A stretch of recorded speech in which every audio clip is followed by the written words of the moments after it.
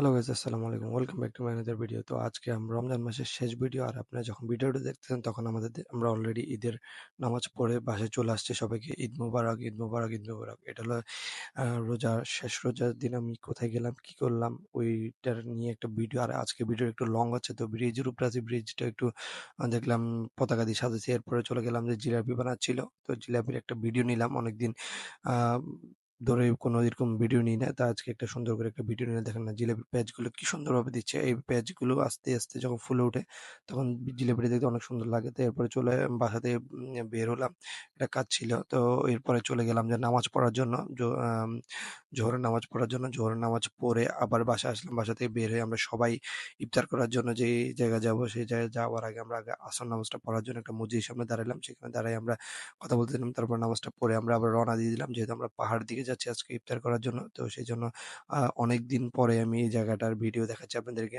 অনেকদিন হয়েছে এই জায়গাটা যাওয়া হচ্ছে না কোনো না কোনো কারণে। তো যাওয়ার সময় কিছু শট নিলাম, এরিয়াল ভিউ নিলাম। তো আশা করি আপনাদের থেকে ভালো লাগবে। আজকে ভিডিও একটু লং হবে, এটা আগে বলে নিলাম। যেহেতু আমরা সারাদিনে কি করলাম, কোথায় গেলাম। তো আমরা একটা প্লেসে গেলাম, প্লেসে গিয়ে এখন প্লেস খুঁজতেছি যে কোন জায়গায় বসে আমরা ইফতারটা করলে সবচেয়ে বেশি ভালো হবে। তাই আমরা ঘুরে ঘুরে দেখতেছিলাম। একটা জায়গা দেখলাম, এটা খুব সুন্দর। তার পাশে দিয়ে, যেহেতু সামনে আমের সিজন, তো আম ধরে আছে গাছে, বিভিন্ন আম বাগান ছিল পাশে। এরপর আমরা একটা জায়গা ঠিক করে সবাই বসে গেলাম। বসে আমরা জিনিসপত্র যা নিলাম, এদিক দিয়ে আমরা শরবত বানাবার জন্য ট্যাঙ্ক নিলাম। তো এখানে এখন পানি আছে। তো আমরা সবাই মিলে এক এক করে এক একজন এক এক কাজ করতে, আর আমি ভিডিও করতেছি। তো এখন ট্যাঙ্কগুলো ঢেলে নিচ্ছি পানিতে, যেহেতু অনেকগুলো পানির সাথে আমরা ইয়ে করবো। এদিক দিয়ে খেজুর আছে, তো এদিক দিয়ে তরমুজ আছে, এদিক দিয়ে মুড়ি বা আমরা অনেক কিছুই নিছি। আমরা আবার ইফতারের পরে খাওয়ার জন্য মানে মুরগির ঝাল ফ্রাই এবং রুটিও নিয়ে গেছিলাম। যে এখানে পার্থকে আমরা লাড়ার জন্য দিতে, সে নিচে নিচে পানিটাকে লেড়ে লেড়ে সবকিছু শরবতটা বানিয়ে নিচ্ছে। এদিক দিয়ে শাকিল, ফাহিম, পার্থ ওরা বসে গেছে। আবার এগুলো ইফতার গুলোকে ওরা আস্তে আস্তে সবকিছু ভেঙে নিচ্ছে, যেহেতু আমরা সবাই একসাথে বসে খাবো। তো এখন এখানে ভাঙার পরে শাকিলের কাণ্ড দেখতেছি আর আমরা হাসতেছি। সে কি কি করতেছে, মানে তার এত বেশি খিদে লাগছে, সে কি না কি করতেছে সে নিজে দেখেন না। খেজুরের মধ্যে চনা বুট পেঁয়াজুরে দিয়ে কি মানে কি করতেছে নিজেও জানে না। কিন্তু আমাদের সবার হাতে নিয়ে আমরা বসে, যেহেতু আমাদের হাতে অনেক সময় ছিল আর ইফতারের আগে খাওয়ার সামনে নিয়ে বসে থাকা ভালো।